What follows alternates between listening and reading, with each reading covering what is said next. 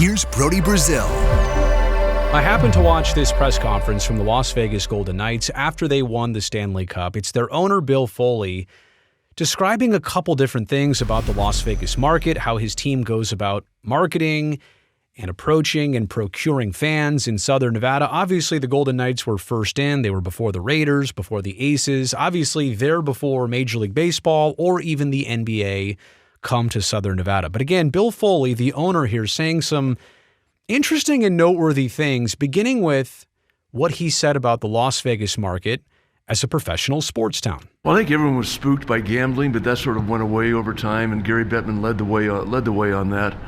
But when we did our research, and I was a skeptic initially before we started our ticket drives and so on. A skeptic of Las Vegas working as a pro sports town with the National Hockey League. This is the owner saying this now in reverse. And I was negotiating with the commissioner about franchise fee, and I started at, I think, $150, and he started at $600, and I went to $200, and he went to $595, that kind of thing. So Las Vegas, the Golden Knights were an expansion team, so obviously they had to pay a very hefty amount, $500 million to the NHL, just like the Seattle Kraken did. So we settled on $500. And I talked to other people who were involved and said, "What do you think?" I said, "It's really expensive for a hockey franchise." And to a person, they said, "There are only 124 major league franchises in America," or something like that. This will be one of them. And so we ponied up. We paid the money, and as part of that process, though, we did our own research. And our research showed us that back then, when Vegas had 1,950,000, 2 million people, we had 140 to 150,000 avid hockey fans from somewhere else. Think about that. They did their own research, obviously scouring the market, trying to understand, could this work and how would this work? I love the way he explains this. He takes the very smallest base amount of like real hardcore hockey fans. What do you say, 100,000 there, 140,000? And mainly males, some females, but mainly males, said, okay, if I've got 140,000, that means I've really got 280 because they're married, and then I've got kids, so maybe it's 400. See, he understands how to grow the game, and I'm sure they have friends too. So all of a sudden, that smallest number of 140,000 turns into close to 500,000. And we kept on doing our research, and we did that ticket drive. And amazingly enough, within about 30 days, we had 11 or 12,000 season ticket deposits. The people put in escrow 15% of a season ticket pass. We didn't have a team. We didn't have a name. We didn't have an arena. Isn't that amazing? No identity at all. Didn't know who they were, what they were called, where they were going to play, when this would all start. What do you say, 11, 12, 13,000 season ticket, like confirmations? And I'm curious, like the A's can't really get to this point of the process yet. They really can't. But what if they were able to start selling tickets in Southern Nevada? How would it go? Maybe it would go just as well as this. Maybe it wouldn't. I don't know. But obviously the Golden Knights had instant success, to Mr. Foley's point, before they were even a thing. That's when I knew we had it. And I thought, well, other people are going to follow. They're bound to follow because there's just too much going on here.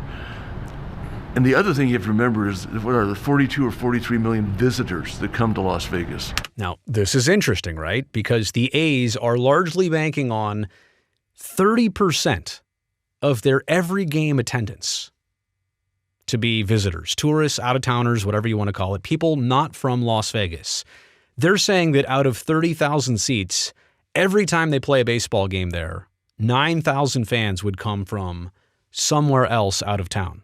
And Mr. Foley recognizes the number, about 40 million tourists per year to Las Vegas. Bournemouth, for example, has 8 million visitors that go to Bournemouth.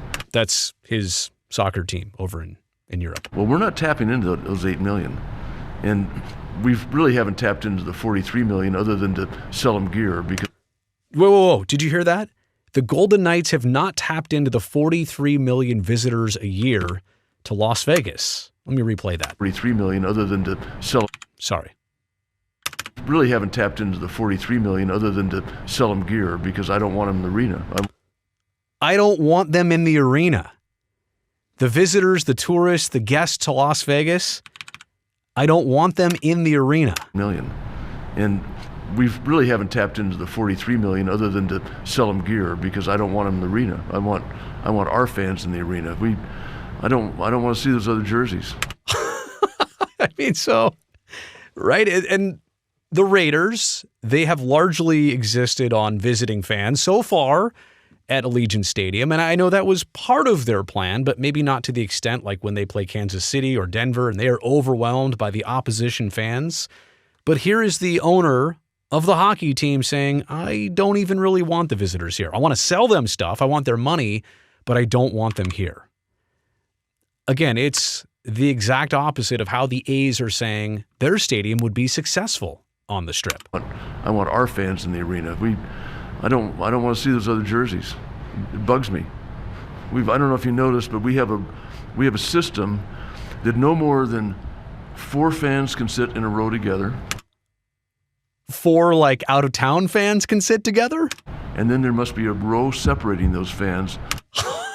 Oh man, I did not know this. And the overlapping fan can only be offline one seat with 3 other guys. Look at the smile on his face as he's explaining this. I'm pretty sure he's serious, and I'm pretty sure he's loving this, explaining this, how they keep it to be a home ice advantage at T-Mobile Arena. Wow. Look at He's like, yep, we do that. I love them. They pay a lot of money, but I don't want them in my arena. Isn't that amazing? That is his perspective. Okay, so then later on in this press conference, totally separate clip here, so you're going to see a difference in the quality and the angle here, but he's asked about the A's potentially coming and sharing the pro sports market in Las Vegas. The Raiders get a lot of visiting fans, and that's part of what they do, and they're like I was saying before, bringing a lot of their own fans from California. So it's a multi-club environment in effect in terms of teams going there, and there are only 16 or 18 games a year. But only 8 or 9 at home every year. So to his point, they don't need to worry about packing the place like 81 times a year. And on that note, there are only 16 or 18 games a year. Baseball's gonna be tougher. A lot of games. Baseball's going to be tougher. A lot of games. Teams going there, and there are only 16 or 18 games a year. Baseball's going to be tougher. A lot of games. And look, it's what I've been saying all along. Not impossible, just apples and oranges.